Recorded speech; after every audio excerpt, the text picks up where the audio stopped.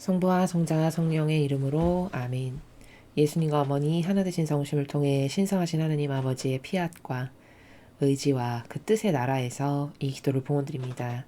사랑하는 아버지, 저희를 아버지를 닮은 거룩하고 아름다운 영혼으로 창조하여 주셨는데 수천 년 동안 인간의 자아가 그 자유의지가 선택한 것은 악이었습니다. 그리하여 아버지께 모욕과 역겨움만을 드리는 존재로 변질되었고 이제는 선이 악이 되고 악이 선이 된 세상에서 어떤 게 옳은 건지 어떤 게 자신을 진정으로 위한 건지도 분별하지 못하여 동물만도 못한 존재로 살아가는 비참한 지경이 되었습니다. 그런 저희에게 아버지의 위대하신 은총이 손을 내미시어 진리를 가르쳐 주시고 아름다운 아버지 다스림의 세계로 그 빛의 나라로 인도하여 주시는 사랑에 진심으로 감사드립니다. 사랑하는 아버지, 그저 인간으로 태어나서 유의미한 목적 그거 하나만을 완성하여 살다가 죽을 수 있는 은총으로 축복하여 주시옵소서. 부디 예수님과 성모님의 정신과 가르침과 모범만을 닮은 아름답고 올바른 반향을 아버지께 많이 드리고 살다가 죽을 수 있는 은총으로 이 강의를 듣는 아버지께 속한 소수의 남은 자녀들과 저희 사명을 축복하여 주시옵소서. 이 모든 기도 우리 주 예수 그리스도의 이름으로 기도드리나이다. 아멘. 성부와 성자와 성령의 이름으로 아멘. 안녕하십니까. 하나님의 뜻 성교의 피아수냐입니다. 오늘은 이제 창세기 43장 요셉과 그 형들의 이야기를 지난 시간에 우리가 학습을 하였는데요. 그 흥미진진한 이야기 어떻게 전개가 될지 그리고 그것을 통해서 우리가 발견해야 될 어떤 진리의 관점의 나라는 무엇인지 함께 학습해 보도록 하겠습니다. 창세기 43장 요셉의 형들이 베냐민을 데리고 길을 떠나다. 요셉이 형제를 다시 만나다.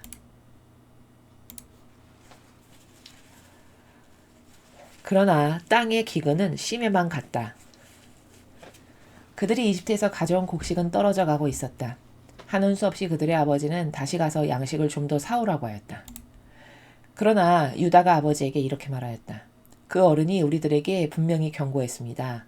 동생을 데리고 오지 않으면 당신의 얼굴을 볼 수 없으리라고 말입니다.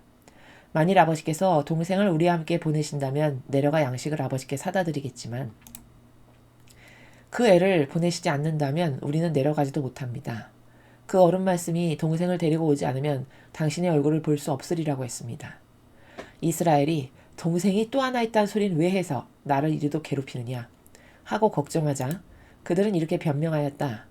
그 어른이 우리와 우리의 일가에 어떤 사람이 있는지 아버지가 아직도 살아계시는지 또 다른 동생은 없는지 낱낱이 캐물었습니다. 그가 묻는 대로 대답하다 보니 그런 것까지 털어놓게 되었습니다. 그가 우리더러 동생을 데려오라고 할 줄이야 어찌 알았겠습니까? 유다가 나서서 아버지 이스라엘에게 다짐하였다. 그 애를 저에게 맡겨보내 주십시오. 그러면 우리가 곧 떠나가겠습니다. 아버지나 우리 자식들이나 우리나 다 살아야지 이대로 죽을 순 없지 않습니까? 제가 그 애를 책임지겠습니다. 그 애를 저에게서 찾으십시오. 만일 그 애를 다시 데려다가 아버지 앞에 세우지 못하는 일이라도 생긴다면 제 평생에 아버지께 죄인이 될 것입니다. 이렇게 꾸물거리지만 않았더라면 지금쯤 2번은 갔다 왔겠습니다. 정 그렇다면 이렇게들 하여라. 하고 아버지 이스라엘이 아들들에게 일렀다. 이 땅에서 난 가장 좋은 소출을 그릇에 담고 또 그 어른에게 드릴 선물로 유향과 꿀을 얼마쯤 그리고 향고무, 모략, 유향나무 열매, 감 복숭아를 가지고 내려가거라. 돈은 갑절에서 가지고 가거라. 그리고 너희 자루 아기에 들어왔던 그 돈도 도로 가져가거라.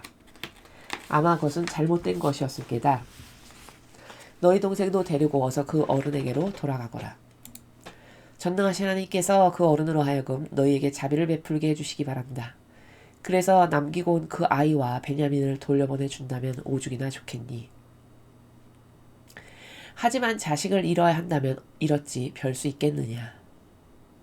요셉이 형제를 다시 만나다. 그리하여 그들은 선물을 마련하고 돈을 갑절로 준비하여 베냐민을 데리고 길을 떠나 이집트로 내려가 요셉 앞에 섰다. 요셉은 베냐민이 그들과 함께 온 것을 보고 자기 집 관리인에게 일렀다. 이 사람들을 집으로 데려가거라. 짐승을 잡고 상을 차려라. 이 사람들은 나와 함께 점심을 먹을 것이다. 관리인은 요셉이 명하는 대로 해놓고 그들을 요셉의 집으로 데리고 갔다. 그들은 요셉의 집으로 끌려가는 줄 알고 떨면서 서로 수군거렸다. 우리가 이렇게 끌려가는 것은 틀림없이 저번에 우리 자루 속에 담겨져 돌아왔던 돈 때문일 것이다. 달려들어 나귀를 빼앗고는 우리를 자기 종으로 삼으려는 게야. 요셉의 집 문간에 이르렀을 때 그들은 요셉의 집 관리인에게 다가서서 변명을 늘어놓았다. 나리, 우리는 지난번에 양식을 사러 내려왔었습니다. 그런데 우리가 밤에 묵을 곳에 이르러 자루를 풀어보니 우리의 돈이 자루마다 그 아기에 고스란히 그대로 들어있었습니다. 우리는 그 돈을 이렇게 다시 가지고 왔습니다. 우리 수중에는 양식을 살 돈이 또 있습니다. 누가 우리 자루 속에 그 돈을 넣었는지 우리는 모릅니다. 관리인은 안심하시오. 걱정할 거 없습니다. 당신들의 하느님, 당신들의 아버지의 하느님께서 그 보따리에 보화를 넣어주셨을 겁니다. 나는 당신들의 돈을 이미 받았습니다 하고 말하면서 시므온을 데려왔다. 그리고는 그들을 모두 요셉의 집 안으로 데리고 들어가 씻을 물을 내어주었다. 또 나귀에게도 먹이를 주었다. 그리고 그는 그들이 거기서 식사하게 될 것이란 말도 해주었다. 그래서 그들은 정오에 요셉이 나타나길 기다리면서 선물을 준비하였다. 요셉이 집 안에 들어서자 그들은 가져온 선물을 가지고 집 안으로 들어가 그의 앞에 내놓고는 땅에 엎드려 절을 했다. 그러자 그가 그들에게 인사하며 물었다. 저번에 늙은 아버지가 계시다고 하더니 그분이 잘 계시냐? 아직도 살아계시냐? 그들은 어른의 종인 저희 아버지께서는 잘 계십니다. 지금도 살아계십니다. 하면서 몸을 굽혀 절을 했다. 요셉은 눈을 돌려 한배의 동생인 베냐민을 보며 이 애가 바로 너희가 저번에 말하던 막내 동생이냐? 하고 묻고는 너 참 귀엽구나. 하나님의 사랑을 받아라. 하고 말하였다. 요셉은 동생이 애처로운 생각이 끌어올라 한바탕 울고 싶어 허둥지둥 자기 방으로 가서 한참을 울었다. 그리고는 얼굴을 씻고 도로 나와서 가슴을 진정시키고 음식을 차리라고 명했다. 그들은 요셉에게 상을 따로 차려 올리고 그의 형제들에게도 따로 차려주고 요셉과 함께 먹는 이집트 사람들에게도 따로 차려주었다. 이집트 사람들은 히브리 사람들과 자리를 같이 해서 음식을 먹으면 부정을 타게 된다고 생각했던 것이다. 그들은 요셉 앞에 맏아들로부터 막내 아들에 이르기까지 나이 순서를 따라 앉게 되자 서로 얼굴을 쳐다보며 어리둥절해 하였다. 한 사람 한 사람 먹는 음식을 요셉의 상에서 날라다 주는데 베냐민에게는 다른 사람보다 5몫이나 더 주었다. 그는 요셉과 더불어 취하도록 마셨다. 주님의 말씀입니다. 하느님 감사합니다.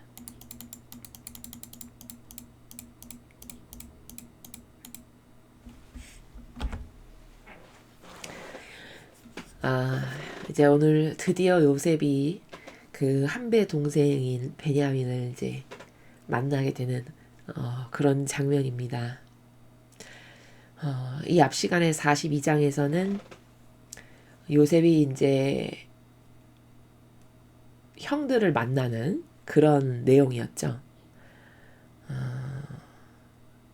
우리가 지난 시간에 요셉과 형들을 좀 비교하면서 하느님과 함께 살아가는 사람이 어떤 생각하는 방식이라든가 마음 씀씀이라든가 지략이라든가 이런 것을 요셉을 통해서 볼 수 있고 하느님과 하나 되어 살아가지 못하는 영혼들이 이제 다른 형들인데 그 형들은 기껏 하는 게 오늘도 보면은 그저 맨날 변명이나 하죠. 무슨 상황이 맞닥뜨리면 그걸 그냥 솔직담백하고 진솔하게 말하는 게 아니고 어떻게 하면은 요 상황을 내가 손해보지 않고 좀 모면해 볼까 해서 그저 변명이나 울러대는 이런 수준의 한심한 요셉보다 나이도 훨씬 많을 텐데 그쵸? 그런 수준임을 우리가 오늘도 확인을 하고 있죠. 그러면 똑같은 인간인데 이런 차이는 왜 날까? 제가 지난 시간에도 여러분에게 말씀을 드렸다시피 똑같은 인간인데 반영하는 것을 보면 한 사람은 너무나 슬기롭고 진짜 아름답고 인간으로서 가치 있는 어떤 행동 양식이나 범주를 수행하고 있고 이런 걸 볼 수 있죠. 말하는 나라도 다르고 그러니까 당연히 지략이나 지혜도 뛰어나고 근데 똑같은 인간인데 다른 형들을 보면 진짜 한심하기 그지없는 그쵸? 이제 일평생 하는 거라고는 변명, 어떻게 하면 자기 안위를 더 돌볼까, 어떻게 하면 내가 좀 더 좋아질까, 어떻게 하면 내가 손해 안 볼까. 그저 일평생 생각하는 수준은 그것밖에 없는 이런 것을 이제 형들을 보면서 우리가 발견을 하게 됩니다. 그럼 이렇게 똑같은 인간인데 이런 극명한 차이는 왜 발생할까? 그것은 하느님과 함께 살면요, 지성이 발달하게 돼요. 우리가 그 신약 성경을 보면은 예수님께서 말씀하시는 나라가 있거든요. 물론 예수님은 신성이 있으시니까 우리하고는 당연히 비교할 수 없는 차원의 경지와 수준에서 말씀을 하시는 게 지극히 당연한 거기도 한데, 어떤 측면에서는. 그러나 동시에 인성도 가지고 계시기 때문에 예수님께서 어떤 말씀하시는 나라, 저런 차원은 어떤 차원일까, 이런 것을 보면은 바리사이와 특히 대화하실 때를 보면 예수님은 여기서 말씀하시는데 바리사이는 이 나라에서 들어요. 그럼 이 갭이 측정 불가능한 갭이거든요. 그러면 우리는 그런 게 불가능한 거냐? 그런 게 아니라는 거예요.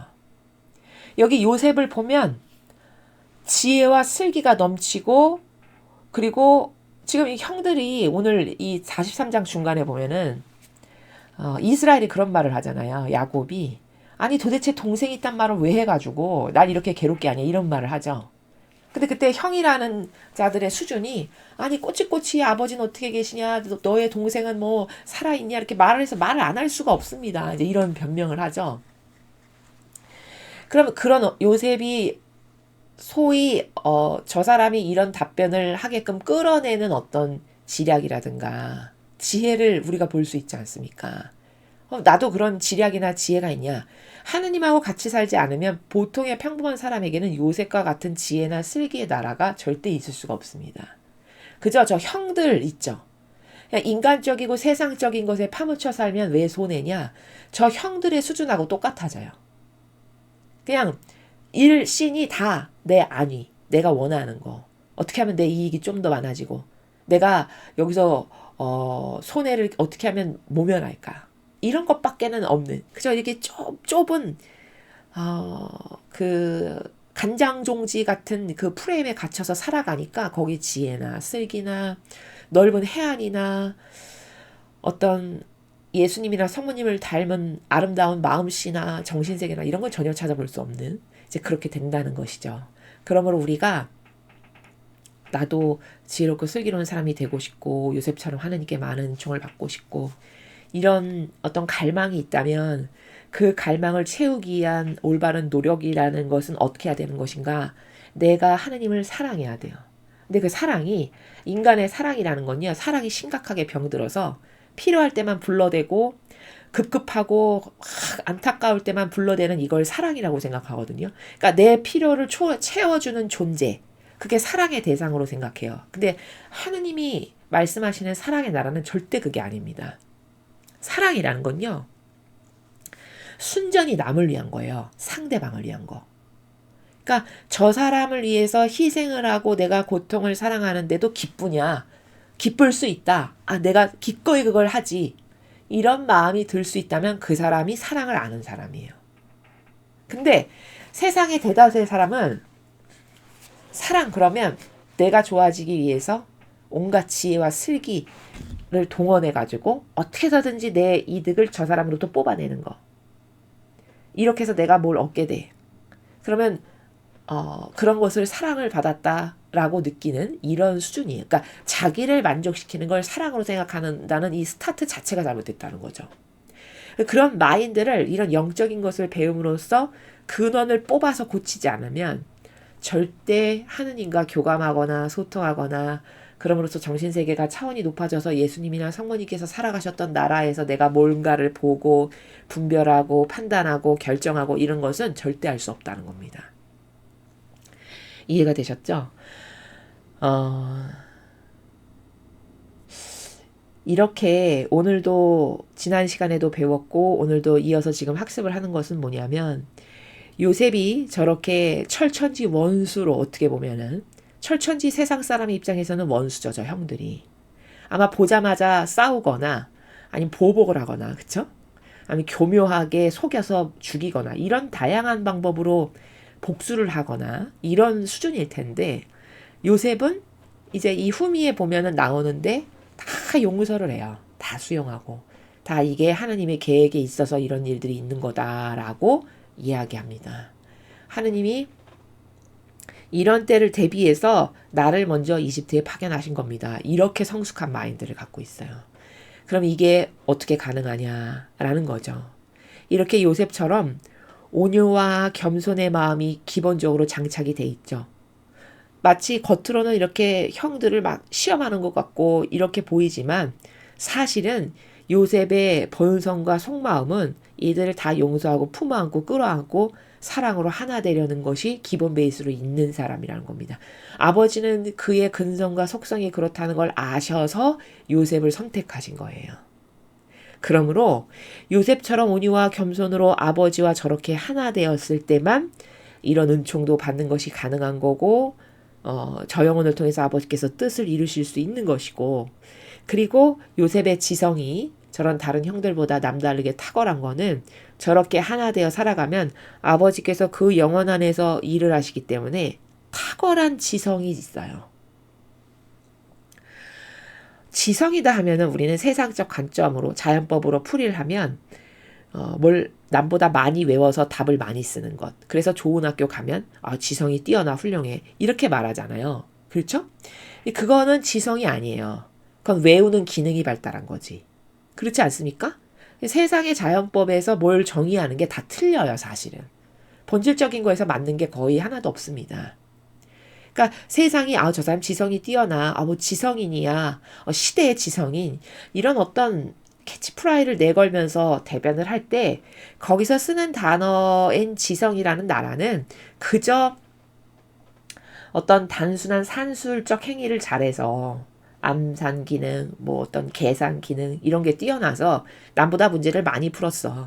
그럼 남보다 문제를 많이 풀었으니까 시험을 보면 잘 보니까 그걸로 좋은 대학을 가고 이렇게 할 거 아니겠어요? 그럼 지성인이라고 얘기한다는 거지만, 하느님이 보시는 지성인은 그런 게 아니에요. 요셉이 바로 지성인이에요. 즉 뭐냐, 본질적인 신적인 나라에서 지성이라고 이야기하는 거는 그 영혼 안에서 하느님의 능력이 무한히 쏟아져 나오는 사람, 그게 지성인입니다. 그렇지 않습니까? 그러니까 아브라함이 지성인인 거고, 야곱이 지성인인 거고, 요셉이 지성인인 거예요. 즉, 이 지성이라는 거는 어떤 그 사람의 행위로부터 나오는 거거든요. 그럼 생각하는 거나 행위나 실천하는 어떤 범주가 요셉이 남다르죠. 그렇죠. 여기 다른 수많은 인물이 등장하지만 그 인물들보다 탁월하게 뛰어나잖아요. 모든 면에서. 그게 지성이 뛰어난 사람이에요. 고로 다시 말해 지성이라는 거는 영적 세계에서 하느님의 능력이 그 영혼에서 마구 뿜어져 나올 때 그게 지성인이라는 거예요. 그러면 어떻게 해야 하나님의 능력이 그 영혼 안에서 나올 수 있겠습니까? 하나 되어 살 때. 하느님과 하나 될 때만 그게 가능하다는 겁니다. 그러니까 우리가 이렇게 요셉 같은 어떤 방향이나 은총이나 저런 슬기나 지혜나 저런 아름다운 마음씨나 어떤 배포라든가 저런 넉넉한 포용하고 수용하는 능력이라든가 이런 것이 나에게도 있기를 원한다면, 나도 그런 지성이 되기 원한다면 1차원적으로 해결돼야 되는 건 내가 하느님을 과연 사랑하는가. 사랑한다는 거는 이렇게 인간적인 이기적인 세상에서 말하는 내가 좋아지는 걸 저 사람으로부터 뭔가 끌어내어 이득되는 걸 내가 받았을 때 나 사랑받고 있다라고 생각하는 이런 저급한 차원의 수준이 아니고, 사랑이라는 건 상대가 좋아졌을 때 기쁘고 행복한가. 근데 그 상대가 좋아지기 위해서 내가 온갖 희생과 고통을 감안해야 돼. 그래도 기꺼이 저 사람이 기뻐하고 저 사람의 영혼이 좋아지고 훌륭해진다면 나는 그걸 기꺼이 자원해서 하겠습니다. 이게 사랑이라는 거야. 예수님이 그 모범이셨죠. 그렇죠? 그래서 목숨을 내놓으신 거 아니겠습니까?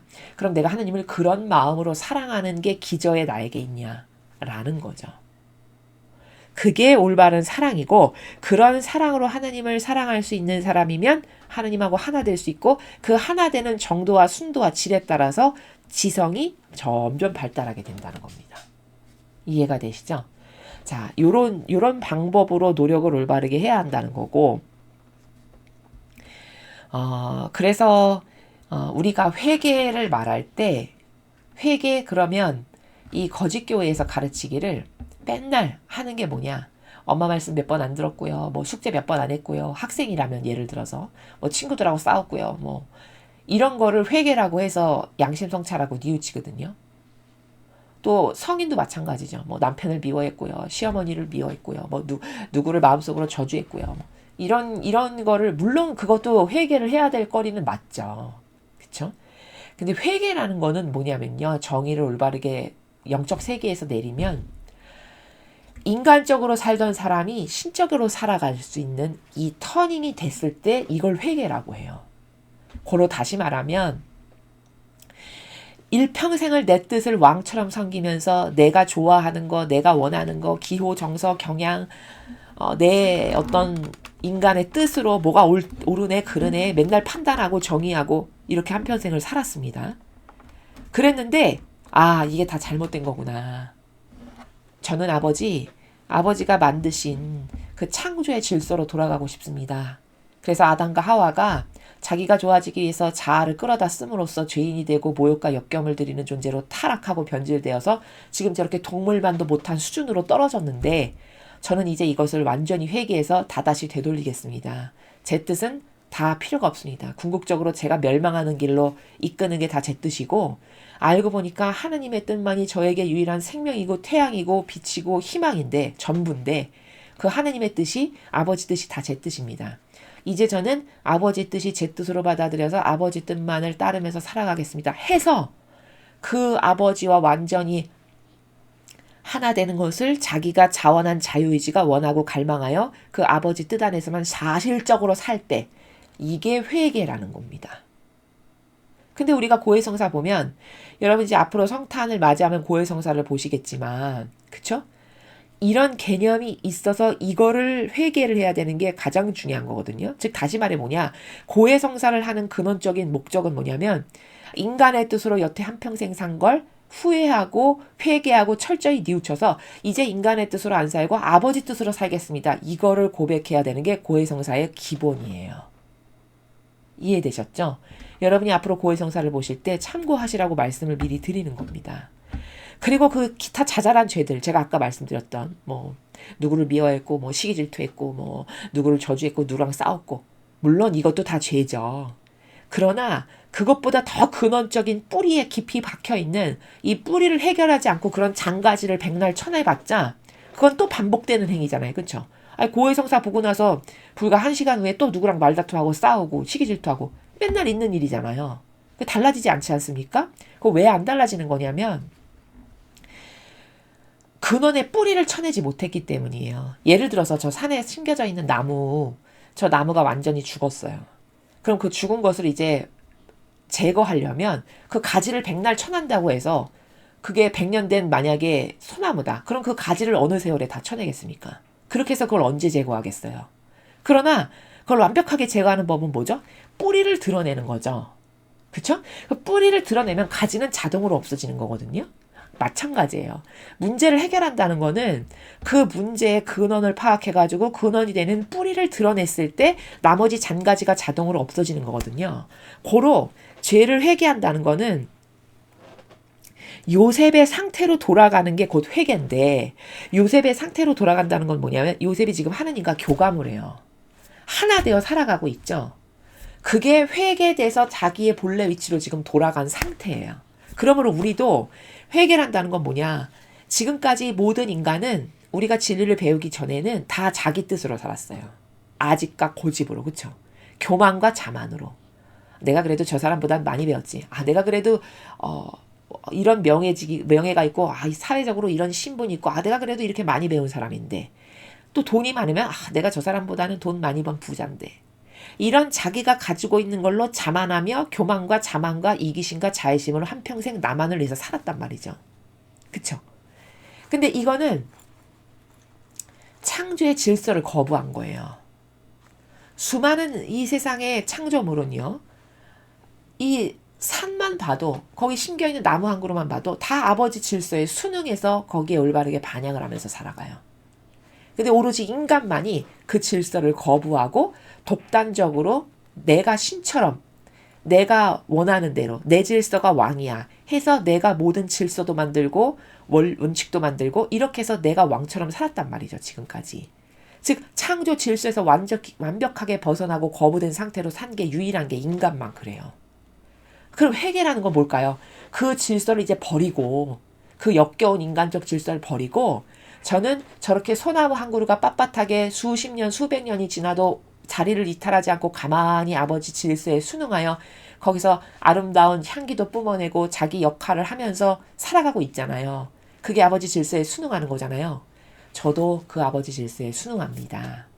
아버지가 만들어 놓으신 질서가 가장 퍼펙트하고 위대하고 완벽하고 아름답습니다. 그러니 저도 제 뜻을 이젠 다 버리고 아버지 질서에 순응하는 피조물로 살겠습니다. 라고 진짜 자기 자유의지가 원해서 다짐을 해서 그렇지 못했던 지난 수십 년 동안의 생활로 모욕과 역경들인 걸 회개하고 뉘우쳐서 이제 요셉처럼 하나님의 뜻을 나의 뜻으로 받아들여 아버지가 원하는 것, 맨날 성경에서 가르쳐 주시는 것, 그 질서 가운데 내가 순응하는 자로 살아가는 것, 요게 회개라는 거예요. 이게 회개에서 뿌리를 드러내는 원리가 지금 제가 여러분에게 말씀드린 겁니다. 그러므로 고해성사를 똑바로 본다는 건 저는 수십 년 동안 제 뜻과 제 의지와 제 자아가 원하는 대로 자아의 종으로 살았는데 저는 이번 성탄을 맞이하면서 예수님이 오셔서 희생으로 모든 것을 다 나에게 이렇게 주셨는데 그 희생에 한평생 보답한 게 하나도 없습니다. 저는 이제부터 창조 질서로 돌아가서 아버지가 만드신 성경에서 가르쳐 주시는 수많은 아름다운 질서에 순응하여 거기에 예라고 순명하면서 살아가는 자가 되겠습니다. 이게 고해성사의 기본이 돼야 된다는 겁니다. 그게 바로 뿌리를 드러내는 관점이다라는 거죠. 그리고 그것이 발달하고 발전되면 요셉처럼 하느님과 소통하는 관계가 된다는 거죠. 그리고 온 인류의 모든 하느님께서 만드신 이런 인간이라는 존재는 요셉처럼 하느님과 하나 돼서 반향을 하고 소통을 하고 그래서 아버지께서 저 영혼 안에서 그 아버지 계획을 이루실 수 있도록 화답을 드리는 것. 이게 회개한 거고 이게 본연의 위치와 질서로 돌아가는 거라는 겁니다. 이해가 되셨죠? 이제 그런 것을 우리가 여기서 발견할 수 있고요. 오늘 또 저 형들과 이제 요셉의 그 차이를 좀 보면 야곱에게 12명의 아들이나 있었죠. 그렇죠? 그러면은 야곱을 하느님께서 이삭에서 그 다음 때로 넘어갈 때 야곱과 에사오가 있었는데 에사오는 자유의지가 뭔지도 모르고 하느님의 은총을 거부하고 팔아먹었잖아요. 그래서 야곱이 이제 그 아버지 은총을 물려받은, 즉 이삭에게 이어진 은총을 야곱이 물려받은 거잖아요. 그럼 야곱도 하느님의 은총이 그 영원하게 머무는 자로서 그 야곱에게 받은 은총을 자식에게 또 상속할 수 있죠. 그렇죠? 그럼 12명 중에 누구에게 상속해 줄까가 아버지는 유심히 보시는 관심사겠죠. 그렇죠? 그 12명의 아들 중에 야곱에게 있는 아버지가 주신 특별한 은총과 축복이 누구에게 타당할까를 아버지는 검토하셨어요. 이 12명은 몰랐겠지만 그렇게 해서 당첨된 사람이 요셉이에요. 이해되시죠? 즉 야곱에게 있는 은총이 다른 형제들에게는 자격이 되지 않아요. 그들의 반향하는 거나 속성을 보면. 그쵸? 근데 요셉에게 속성적으로 쟤는 나를 사랑하고 저렇게 끈기도 있고 인내도 있고 모든 것을 수용하는 정신도 있고 그런 것이 있다는 걸 아버지는 아신 거죠. 그래서 요셉에게 아버지의 은총이 간 거예요. 즉 올바르게 하느님께 반향하고 갈망하고 속성이 아버지 보시기에 좋았던 요셉에게 야곱의 은총이 상속자로서 요셉에게 간 거라는 겁니다. 이해되시죠? 그러면 여기서 발견해야 될 게 뭘까요?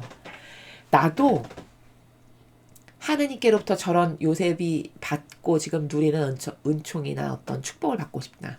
그러면 내 속성을 바꿔야 되는 거예요.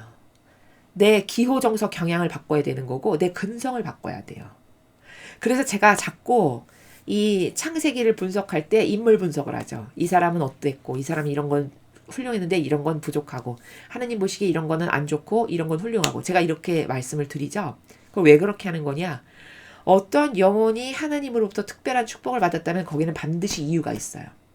왜냐면 하느님은 무질서하게 하시는 예가 단 하나도 없기 때문에 어떤 사람이 남하고는 다른 어떤 은총을 받은 게 있다. 그러면 그 은총을 줄 수밖에 없는 그 사람의 근성이라든가 속성이 있습니다. 반드시.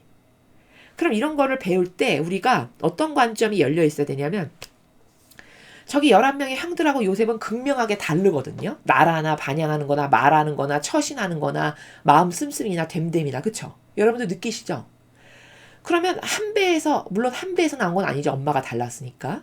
그러나 할아버지에게서 난 자식인데 저렇게 달라요. 그렇죠? 그러면 요셉과 형들의 다른 점이 뭐지? 이런 걸 분석할 수 있는 관점이 있어야 되거든요. 아, 요셉은 이런 게 훌륭하구나. 그러면 그 훌륭한 점이 내 것이 되게 해야 돼요. 그래야 나도 하느님께서 오셔서 제가 저렇게 반향하고 요때 이렇게 반향하고 이런 마음을 갖고 있고 이런 정신이 있구나. 내가 쟤에게 이런 은총을 줘야지 라고 뭘 주시기에 합당해진다는 겁니다. 그러려면 나도 그런 걸 받으려면 요셉과 같은 속성과 근성을 내 것으로 만들 수 있는 그런 지혜와 슬기가 있어야 된다는 거죠. 그래서 우리가 성경 공부를 한다는 거는 오늘 이것뿐만이 아니라 다른 것도 마찬가지인데요. 성경 공부를 한다는 건 자칫 잘못하면요. 몇 년도에 무슨 일이 있었고 몇 년도에 이스라엘이 어떻게 됐고 이런 걸 줄줄줄 외우는 게 성경 공부가 아니에요. 그거는 그냥 지식을 하나 또 그냥 머릿속에다 갖다 넣는 거지 성경을 공부한다는 거는 영적 세계에서 하느님과 인간 사이의 관계 근데 그 관계에서 어떤 특별한 특이성이 있다 남다른 그러면 그 특별한 특이성이 도대체 왜 있을까? 저 사람에게는 저런 게 왜 발생했을까? 이런 것을 분석하는 거거든요. 분석해서 악인이라면 저 악인은 이런 것 때문에 망했어. 나는 그러니까 저런 거 절대 갖지 말아야지. 이렇게 공부하는 거고요. 만약에 누굴 축복을 받은 사람이다. 그러면 저 사람이 저런 은총과 축복이 도대체 어떻게 왔을까? 이런 걸 분석해서 저 사람은 이런 근성, 이런 속성, 남하고 다른 이런 훌륭한 게 있어서 아버지가 축복을 부으실 수밖에 없구나. 이런 거를 캐치를 해가지고 나도 버릴 건 빨리빨리 버리고 이거 영적으로 봤을 때 이게 나쁜 거구나. 버릴 거 버리고 요셉의 이런 근성 이거 너무 훌륭하네. 나도 저런 근성이 내 것이 됐으면 해서 그것이 되게끔 노력도 하면서 동시에 기도도 하면서 갈망도 하면서 이런 것을 해서 하느님께서 나에게 은총을 주실 수밖에 없는 내가 되는 것. 제가 지난 시간에 말씀드렸죠. 사랑은 강요해서 받을 수 있는 게 아니에요. 은총이나 축복도 마찬가지입니다. 어떤 측면에서는 강요해서 받을 수 있는 게 아니에요. 물론 뭐를 주세요 해서 갈망을 하면 하느님이 주시는 것들도 있어요. 그러나 고도적인 차원에서 봤을 때 그리고 뭔가 축복의 어떤 질적인 거나 특이적인 측면에서 봤을 때 이거는 굉장히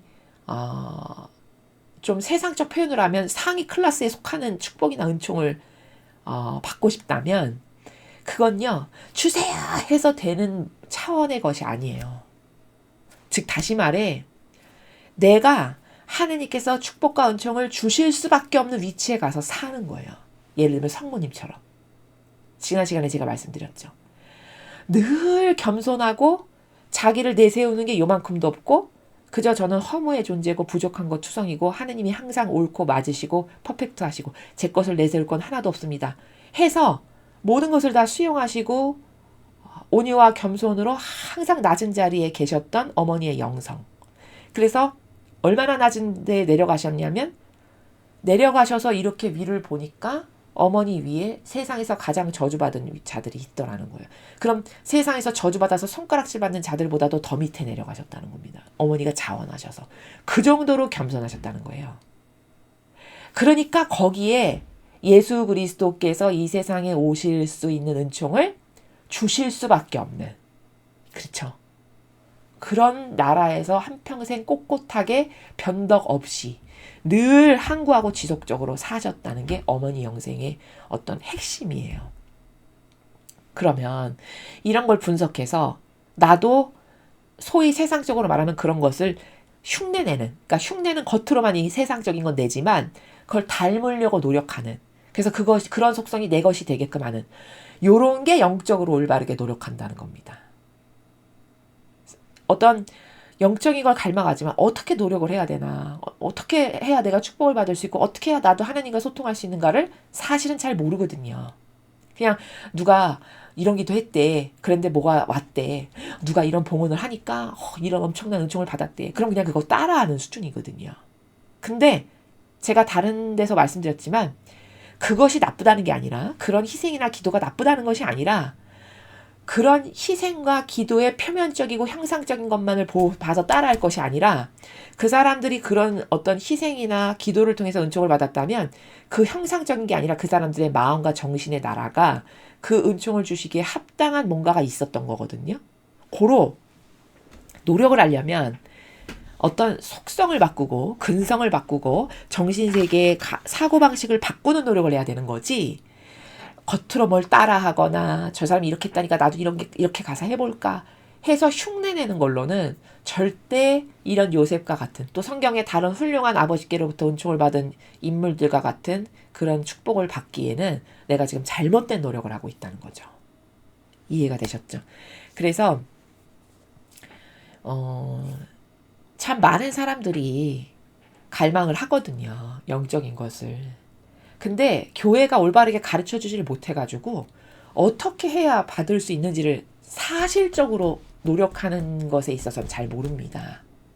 사실적인 노력을 어떻게 하는 건가를 제가 지금 여러분에게 4시간 말씀을 드리는 거예요. 그래서 이거는 이런 진리의 세계라는 건 막연한 것도 아니고요, 피상적인 건 더더욱 아니고요, 다 진실이고 사실이고 팩트고 과학보다 더 정확한 거예요. 노력을 이렇게 하잖아요. 그럼 반드시 이만큼에 해당하는 은총과 상급이 나에게 옵니다. 왜? 하느님은 공정하고 정의로운 분이시기 때문에 그래요. 내가 노력을 이렇게 했는데도 나는 안 주시던데요? 그건 지금 노력이 잘못돼 있거나 아니면 아직 때가 이르지 않았거나 이런 여러 가지 이유가 있어요. 점검해 볼 필요가 있다는 거죠. 이해되셨죠? 그래서 갈망을 하되 갈망을 어떻게 올바르게 해야 되는 건가? 그걸 지금 제가 계속 이어서 말씀을 드리고 있어요. 갈망이 나쁜 게 아니라 갈망을 하는 차원과 방법의 나라가 있다는 거죠. 그렇죠. 그것을 제가 지금 성모님의 비유를 들어서 요셉의 케이스를 통해서 여러분에게 말씀을 드린 겁니다. 제일 중요한 건요, 사실 이 영성의 나라에서 제일 중요한 건 하느님을 사랑하는 거예요. 하느님을 사랑하는 거. 그러니까 세상에 이런 역겨운, 내가 좋아지기 위해서 사랑을 빙자해서 거기서 뭔가를 도둑질해오는 이런 거 아니고요. 진심으로 진정성으로 내 전부로, 내가 전부를 다 내어드려도 아깝지 않은 유일한 존재이신 분이 하느님 아버지시라는 거를 내가 사실적으로 그걸 몇 %나 인식하는가, 이런 걸 점검하셔야 되고요. 그것에 대한 인식이 부족해. 그럼 하느님이 어떤 분이신지 아직 몰라서 그런 거거든요. 하느님을 알면요, 우리의 아버지가 어떤 분이신지를 알게 되면요, 사랑을 안 할 수가 없어요. 감동과 전부를 드리고 싶은 마음으로 꿈틀대요. 그러니까 아직 하나님께 대해서 나는 그 정도로 사랑하는 마음이 안 생기는데, 그건 아직 하나님이 어떤 분이신지를 더 많이 학습하고 공부할 필요가 있다는 거죠. 이런 강의를 통해서 이런 진리의 나라로 설명을 드릴 때 하나님이 어떤 분이신지를 여러분이 자꾸 깨닫고 발견하셔야 되고요. 그 발견하는 것만큼 사랑이 크거든요. 발견하는 것만큼 임계질량이 커지기 때문에 그만큼만 하나님을 사랑할 수가 있어요. 그러니까 여러분이 개인적으로 기도를 하실 때도 저는 아버지를 전부로 사랑하고 싶은데 잘 안 돼요. 아버지가 어떤 분이신지 제가 깨달을 수 있는 은총을 주세요. 이런 기도를 하시면 좋겠죠. 그렇죠? 이런 이제 다양한 팁들을 제가 여러분에게 말씀을 드리는 거고, 그런 갈망을 통해서, 그리고 올바른 노력을 통해서 여러분들이 아버지를 많이 사랑하시잖아요. 그런 많은 은총을 받으실 수밖에 없고, 그냥 사랑하는 것만 그거 자체만으로도 여러분은 이미 천상의 맛을 보실 수 있을 겁니다. 그리고 그것만으로도 이미 넉넉하고 행복하고 기쁘고 매사에 주어지는 모든 것에서 감사할 수밖에 없는 이런 나라로 성숙해지게 됩니다. 이제 그것을 위해서 우리가 한 단계 한 단계 노력을 하는 것이고요. 모든 사람은 이런 단계를 거쳐서 성장하고 발전하는 것이니까 초조해하실 필요도 없고 나는 왜 안 돼 이런 걸로 자책하실 필요도 없고 그냥 꾸준하고 성실하게 한 걸음 한 걸음 매일 갈망하고 노력하고 올바르게 반영하려고 애쓰고 잘못한 게 있으면 이런 성경에 근거하여 어떤 게 잘못됐는지를 깨닫고 버리고 이런 것을 항구하고 지속적으로 할 때 그럴 때 여러분이 요셉과 같은 영혼이 될 수 있고 성모님과 같은 아름다운 여성이 될 수 있고 이렇게 되는 거라는 거를 잘 이해를 하셔서 오늘도 이 강의를 통해서 여러분이 아버지가 주시는 많은 은총과 사랑으로 넉넉하고 풍성하고 행복한 그런 하루하루가 되셨으면 좋겠습니다. 이상으로 창세기 43장 해설 강의를 마치겠습니다. 감사합니다.